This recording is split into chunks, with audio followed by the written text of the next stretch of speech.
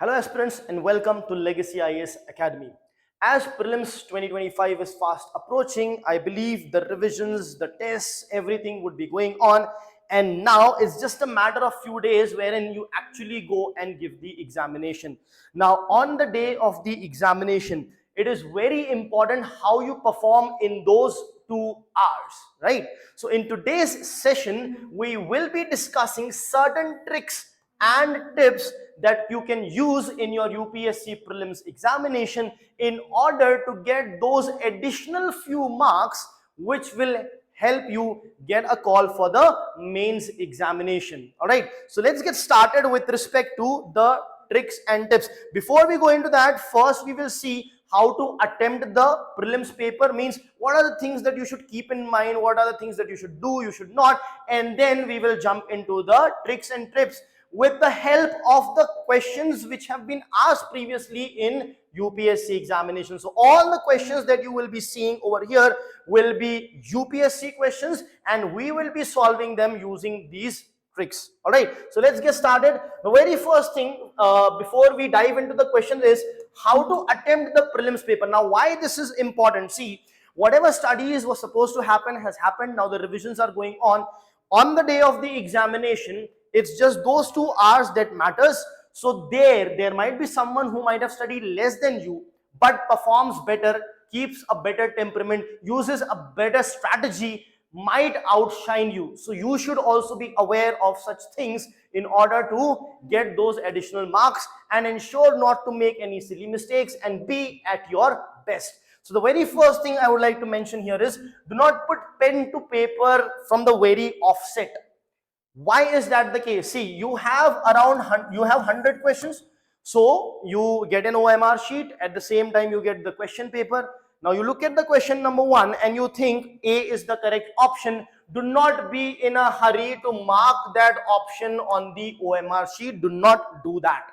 There are various reasons. We'll discuss them one by one. So what do? You know that A is the option, right? Move ahead, don't mark it in the OMR sheet. Move on to the second question, the third question. Like this, do it for the entire question. So what will happen after one iteration within 1 hour? You would have gone through the entire 100 questions. You might be knowing answers to around 35 of the questions. Around 30 questions you might not know anything about, and around 35 questions you might be left with 2 options. Something like this, or different kind of situation you might be in. Now what you do is you come back to question number 1, revisit it and see what the answer is. Here what will happen is when you are solving these 100 questions, there might be, or at least these questions wherein you knew the answer directly, there might be chances that you are making certain silly mistakes. A small example of silly mistakes can be the question asked which are not correct, or the question asked which are incorrect. Maybe you did not look at that. Maybe you thought something else. Maybe the logic was flawed. Maybe you misread, misinterpreted certain things. So when you revisit them, it helps you to have another perspective, revisit and ensure you avoid such silly mistakes from happening. So that's why you don't solve it at the first go. In the second go, read the question again. If you get the same answer, if you are sure there's no silly mistake, it's then when you can mark it in your OMR sheet. So do not put pen to paper in the very beginning. That is one thing to note. So at the same time, try to practice this in your ongoing tests. Make sure you do that so you are in a habit of solving like this. Second, attempt questions in which only 2 options are remaining. So of course you will, the questions have 4 options. Certain questions in which you know the answers directly, of course you will be solving them. There will be questions in which you are left with 2 options. So such question needs to be solved probability wise speaking. You need to solve them. Many times students come and say that, so this question I was left with 2 options, I solved it, I got it wrong. Yes, one question, if the sample set is of 1 question, you got it right, it's negative 0.66. But it will not be just one such question in which you are left with 2 options. You will have 20, 30, 35 such questions in which you are left with 2 options. So you should solve such questions. Now, while you solve those questions, you should not be doing inky, pinky, ponky, or just randomly guessing or selecting. Even out of those 2 options, try to be as logical, as reasonable, as critical or as logical as possible to finally choose one of the options out of the two remaining options, but make a point that you solve it. Now that I have told you to solve the questions in which two options are remaining, that does not mean that just by your whims and fancies or by a hunch or by your intuition you have deduced them to two options. No, when there are four options left, you should come to this level only by eliminating the options logically, conceptually, based on facts, based on the correct understanding of the things, and not as a hunch that I feel no, this cannot be right. Why these cannot be right? What is the reason? What is the logic behind it? Please ensure that there is a there is a reason, logic, or factual backing behind you eliminating certain options. Only then, when you are left with two options, you should solve it. If it's just a hunch, then eliminating two options and remaining letting two remain does not make any sense. It is as good as all four are remaining. So you need to keep that in mind. These two options you should have arrived at by proper logical, factual elimination of the answer question options, and not just a hunch. I hope that's clear.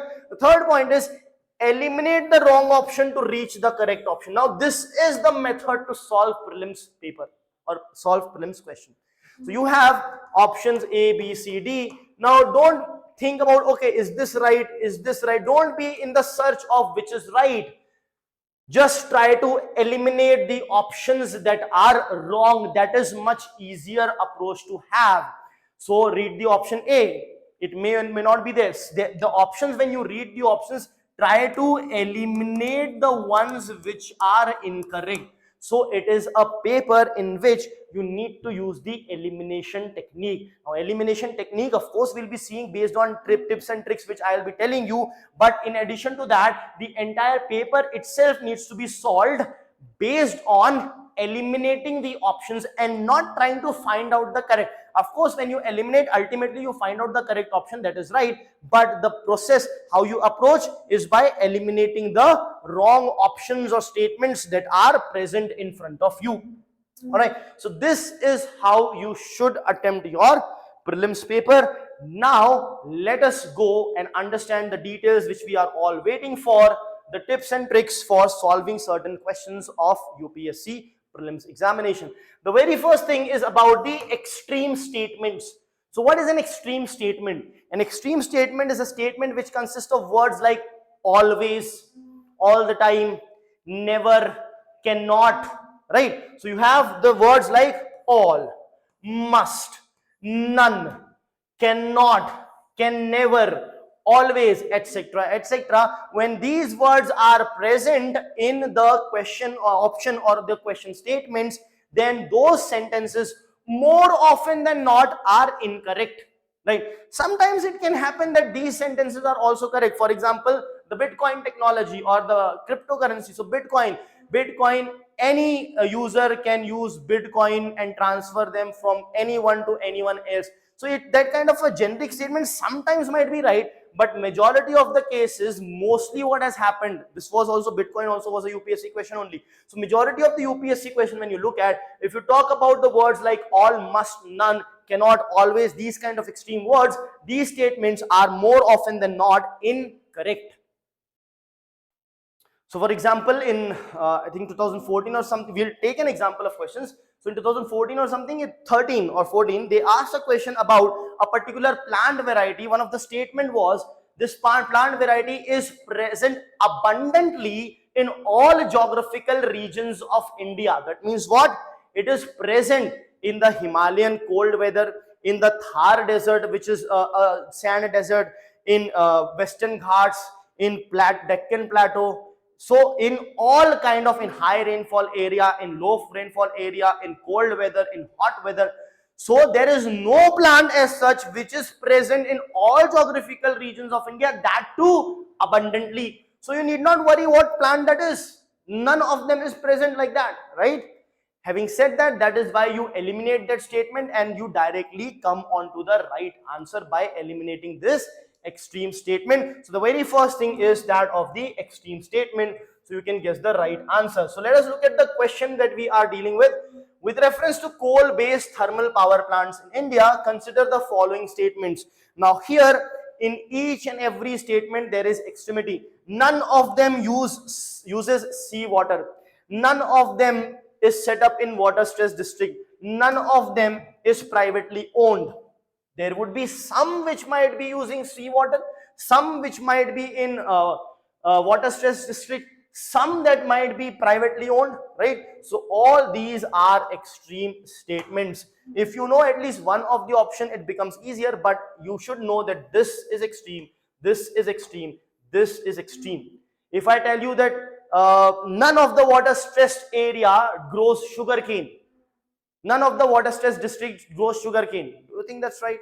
That is also incorrect. Marathwada district of Maharashtra does grow sugarcane. In fact, in huge quantity, it is a water stressed region, right? So these are the extreme statements, can be eliminated. The correct answer here is D. Now, as we move ahead, it is going to get better and better. Now, look at the questions wherein it is showing the possibilities. It is not showing certainty, it is showing a possibility. And when a possibility is shown specifically in science and tech questions and in economic questions, those statements are generally correct statements. So let's have a look at the possibility. So how can a question show possibilities? It can show by saying that it may lead to this, in future it can do this, there is a possibility of this, this can lead to this. So all these words are indicating a possibility of something to happen, and sometimes in science and tech they are asking about the possibility in the future. So in the future anything can happen, you might not even know right now, it's just a possibility.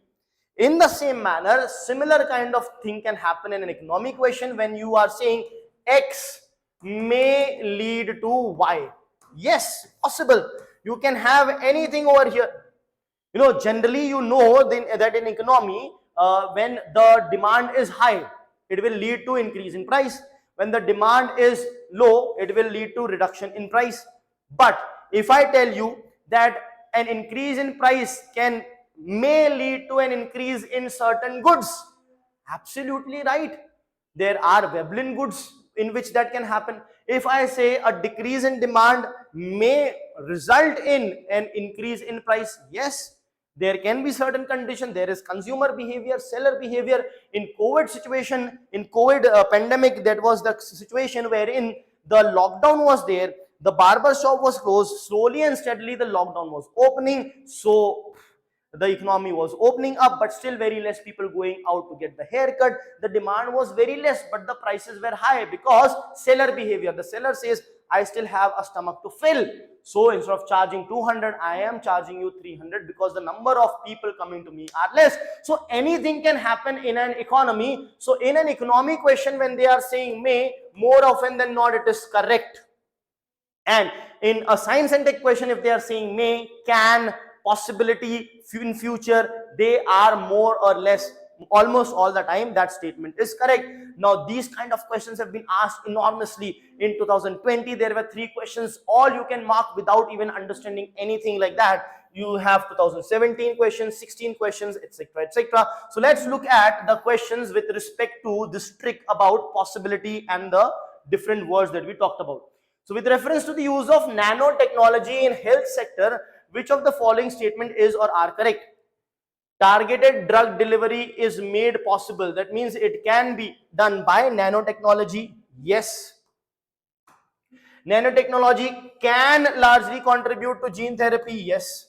See, why we are saying so easily yes? Because to deny this, it's very difficult. The paper setter also have to go through each and every research paper. Even one person somewhere in the remotest area of the world might have done it in a small organic regional journal. This particular thing, what will happen is, it will be the negative of the statement cannot ever happen. So because nanotechnology, if it cannot be used, you write that it cannot be used because you think it cannot be used. But to say that it cannot be used or something cannot be done, you should have 100% foolproof thorough investigation of that. even in the most remotest of the country, in the most remotest of the region, in a very smallest of the journal, in the most local journal, if someone has mentioned and told that method, then that negative statement will not hold water. As a result of which, in science and tech, generally those question statements are given which have been proved, which is possible, because something that has happened, you can say it for sure. Something which you are not aware of, you cannot say it with certainty. To deny it with certainty, you need to have done a very thorough research. It becomes very, very extremely difficult. So yes, so both are correct over here. Let's move ahead. With reference to solar water pumps, consider the following statements. So this is again 2020 question. Solar power can be used for running surface pumps and not for submersible pump. So here can is coming, which makes it yes, but here they are saying cannot. That means you cannot at all use. So this is an extreme statement that we are talking about. We might be able to use in some way or the other. Let's read that statement again.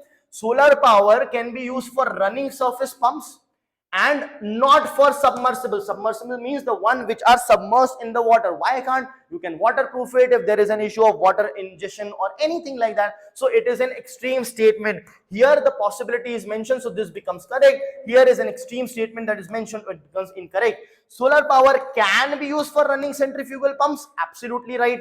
Not for the ones with pistons. Pistons will have to and fro motion. So that is again incorrect. So the correct answer here would be neither one nor two. Which of the following are correct? It is asking neither one nor two, because solar pumps can be used for running surface pumps as well as for submersible pumps. Solar pumps power can be used for running centrifugal pumps as well as the ones with piston. Right? So this also you can mark it easily. Next, with reference, this is also of 2020. With reference to the carbon nanotubes, consider the following statements. They can be used as carriers of drugs and antigens in the human body.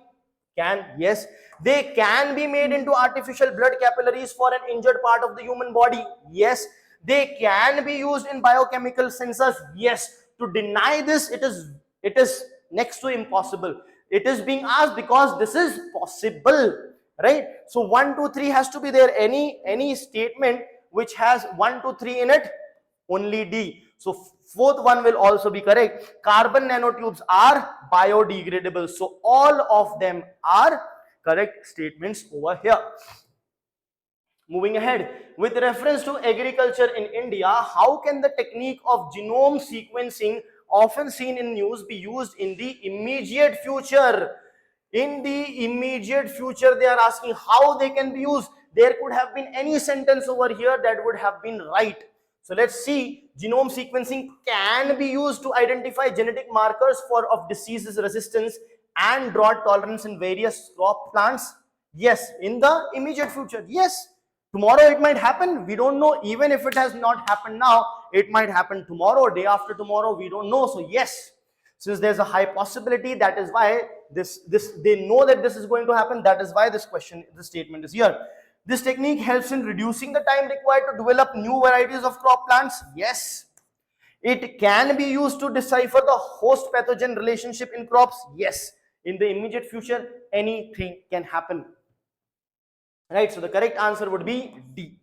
I hope that's clear. Now so this is about science and tech. They are talking about the possibility. Yes, the possibilities are endless, right? Let's move ahead. Next, presence can be confirmed, absence cannot be confirmed. A very simple example of this is, you see this pen, you can confirm that a pen is over here. Can you confirm that a football is not somewhere around in this class where I'm teaching? A remote, a bottle, let's say a phone, a cricket bat, a cricket wicket or ball is not there. Can you confirm? No. The absence you cannot confirm. To confirm the absence, you would be required to see thoroughly the entire class. Make sense? In the same manner, let's talk about Indus Valley civilization. To deny the existence of something, let's say the Indus Valley civilization people were not aware of XYZ thing. To deny that, they should thoroughly know it. But we might not even have dug the entire sites of Indus Valley civilization. It is still pending. or we might have not dug deep enough. So we might not know about it. As a result of which, what will be asked? The things that are confirmed already. So did they use makeup? Did they use beads? This, that, all those things? Yes, because we are aware of it. As a result of which, whatever we are aware of, it will be asked in the question. If you are not aware of it, you cannot say that they never used it, because you might not have the knowledge of it right now. What if they had actually used it? So that is what is meant by you can confirm a presence, but the absence, you cannot confirm the absence of something.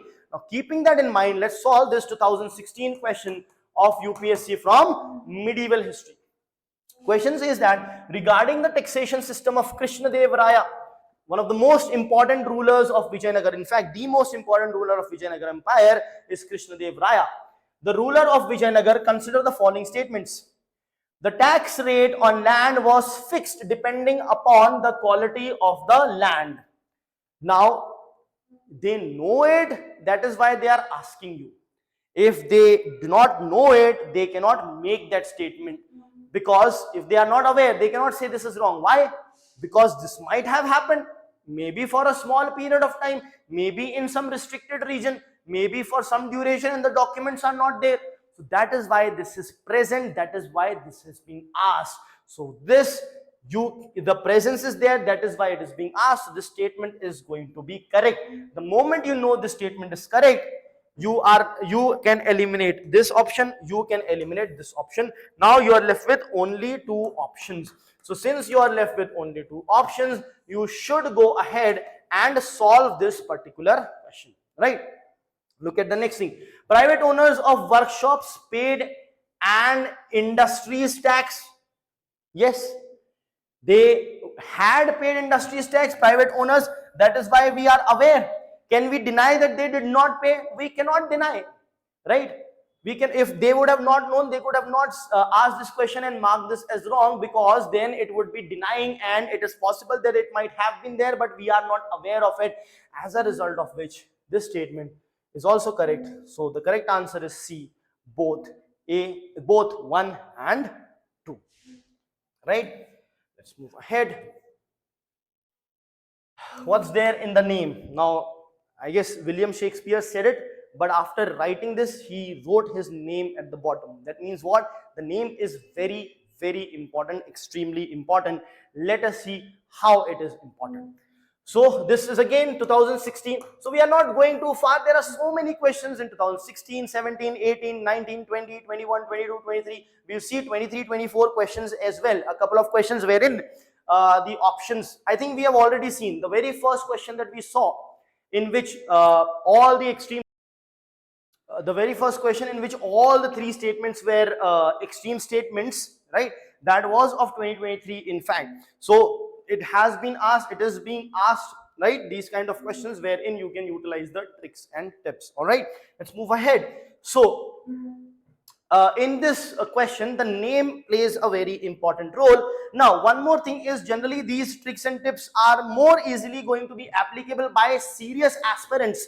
Why? Because sometimes you can just rely on the studies that you have done. For example, the last option, D, reusable rocket design by ISRO. So the question is, what is greased lightning G-tail recently in the news? Now, if it's recently in the news and it is reusable rocket designed by ISRO, a serious aspirant would have definitely come across it. There is no doubt about that. So that also helps you. However, let us stick to the nomenclature, the name, and try to solve this question. So if it was India, I said you would have already heard. If it was this and reusable rocket, that too. But one more thing about the name is, what kind of names does India keep? We keep names like Aryabhat, etc., which are indigenous. So the naming system is sort of indigenous in nature. Same is the case with China. They also keep indigenous name, right? So you can easily eliminate these two options.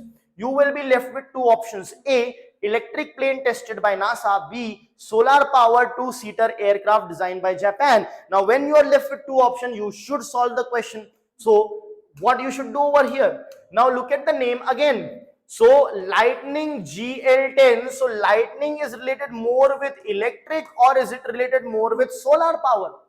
Of course, related with electric, right? So the correct answer here is electric plane tested by NASA. I hope that's absolutely clear. Let's move ahead. Now, name of the scheme. Now the name of the scheme, there can be the name of the scheme as well. That was science and technology related. Now this is scheme related. So even the name helps here, or it can help in any other topic as well. The name plays a very important role. However, one thing that you can see over here is there can be sort of a bias, because in schemes, generally the schemes that are named, they are named in Hindi. So the wordings, the meaning for that is in the words are Hindi. So if someone who knows Hindi, it becomes at times easier for you to understand what it might be all about. I hope that's clear, but no worries, we are here, we'll explain each and every word in the classes also, we do that. So let us see how we can resolve this question. The question is Rashtriya Garima Abhiyan. Now Rashtriya means national, Abhiyan means a movement, a mission. So this is National Garima Mission. Rashtriya means national. That means it's a national level program. Abhiyan means mission. Right? And you have the word Garima, which is going to play a very important role over here. So what is the meaning of Garima? Garima means prestige. The prestige, the pride, the prestige that you have within, that is the meaning of Garima. So with what option can you associate the meaning of Garima?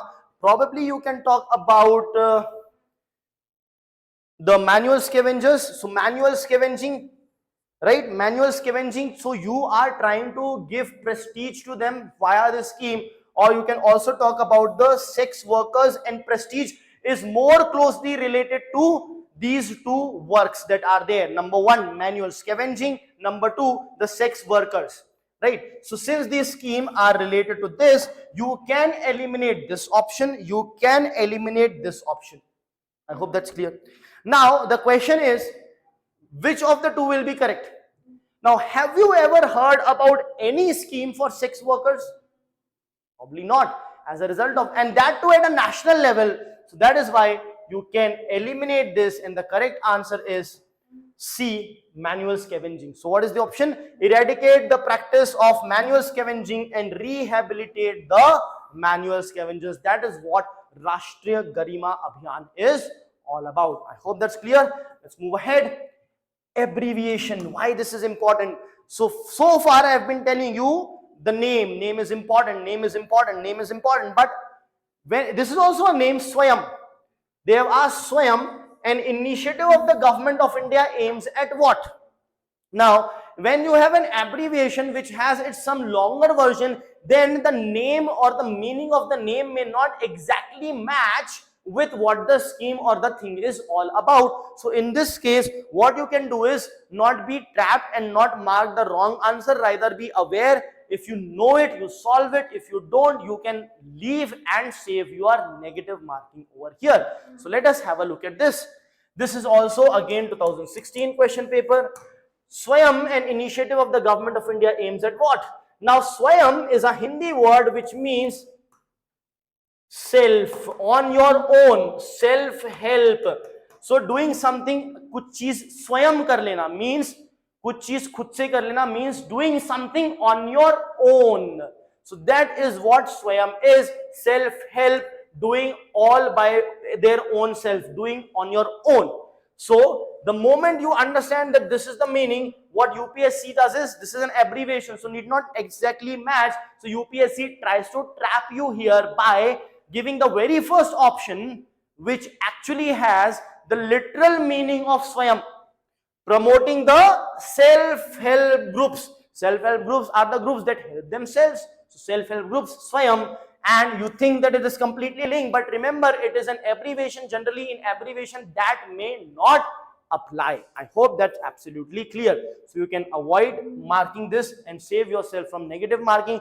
Also understand the shrewdness over here is that they have given this as the very first option to attract you even more, right? So what is it? Actually, it is actually providing affordable and quality education to the citizens for free. This is what Swayam. Swayam is basically a portal. You can go there, log in and start getting educated on your own for free. Next, very important, conflicting statements. I think this is 2018 question. Conflicting statements. Now, how does it help? There are three statements and then there are options. Now, in these three statements, if there are any conflicting statements, that means what? These conflicting statements cannot be present together in an option.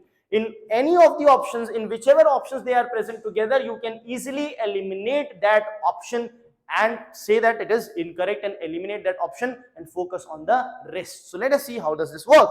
With reference to Asian Infrastructure Investment Bank, consider the following statements. First statement, AIIB has more than 80 members.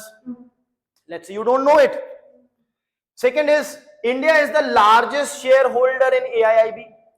Third is, AIIB does not have any members from outside Asia.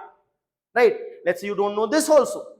But at least you should know that Asia, right, does not have more than 80 countries. Right? At least this much of geography you should be knowing. It has nothing to do with Asia Infrastructure Bank.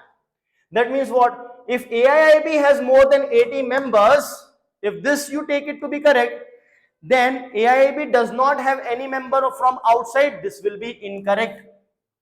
Right?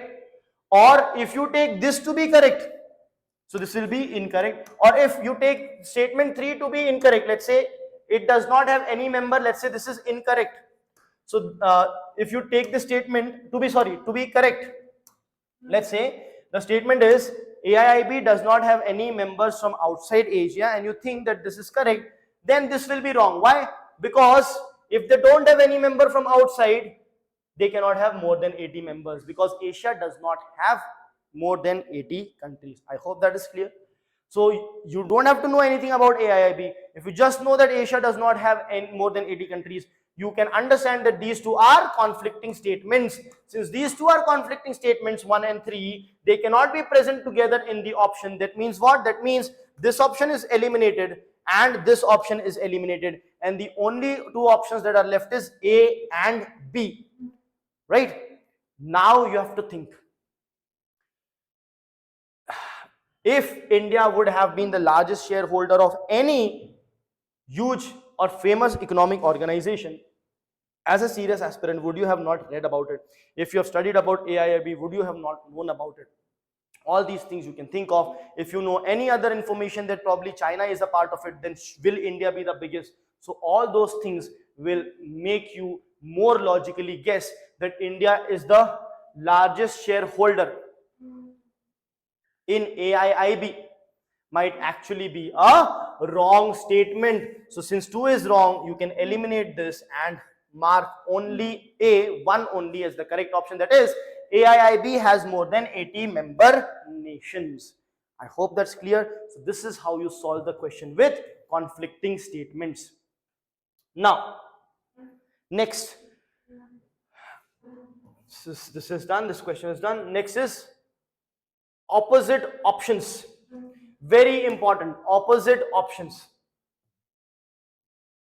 Now what happens in opposite options?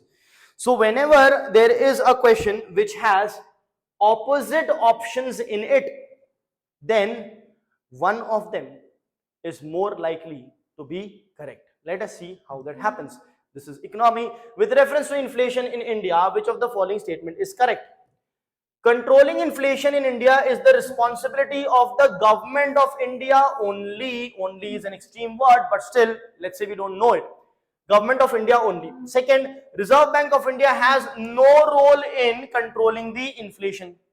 Now, if this statement is correct, then this statement will also be correct. Right? How? If you are saying that the government of India, the controlling inflation is the role of government of India only, that means what? No one else has the role in it.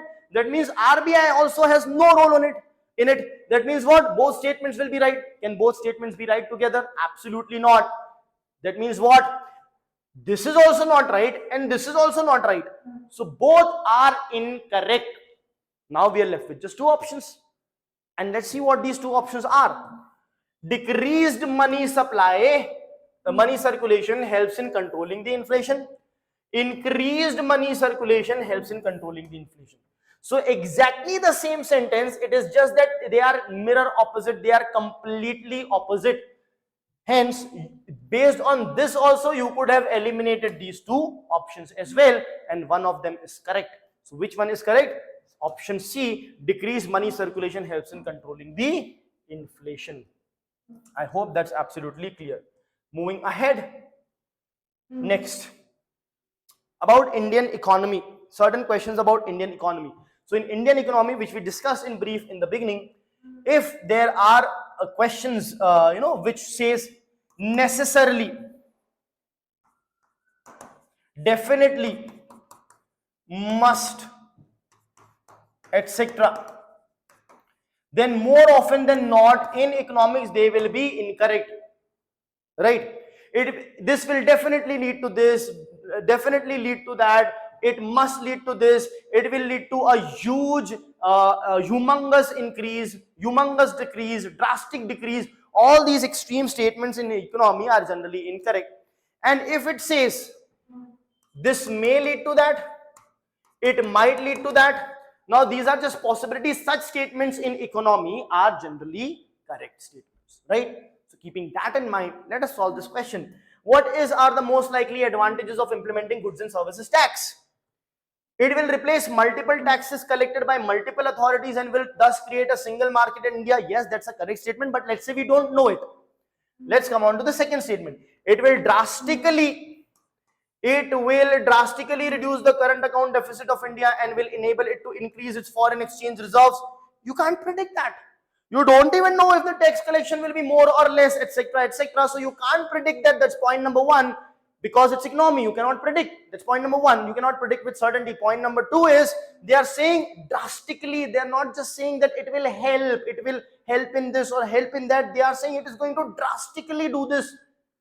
Incorrect statement. So statement 2 is incorrect. They are asking which of the following are correct. So statement 2 is incorrect. So this option goes out of the window. This option goes out. Right. Now the two options that are left are A and C. Let's look at the third statement. It will enormously again with a huge quantity, it will enormously increase the growth and size of the economy of India and will enable it to overtake China. Now we are also saying it will enable it to overtake China also in the near future. That means in the next 5-10 years, in the near future. So again, we don't know, and that too enormously, that too overtaking China. China is about more than double the size of India, that too in the near future, right? So it's a Herculean task. It's an extreme statement as per economy, right? So this statement will also be, this statement will be incorrect, this statement will be incorrect. So this also is incorrect. The correct answer here is A, 1 only. I hope that's absolutely clear. Now, one added information I might like to provide over here is, you've seen the opposite statements. What if some similar, exactly the same statements are there? Then what happens? Those, let's say there are options A, B, C and D. Let's say D and B are almost the same. So it is very highly likely that both of them will be wrong, because if one is right and the other is similar, the other also has to be right, which cannot happen, right? So these are, guys, the tricks and tips which I have given you. I hope you utilize them to the best of your ability and come out successful in the upcoming UPSC Prelims examination. Thank you so much.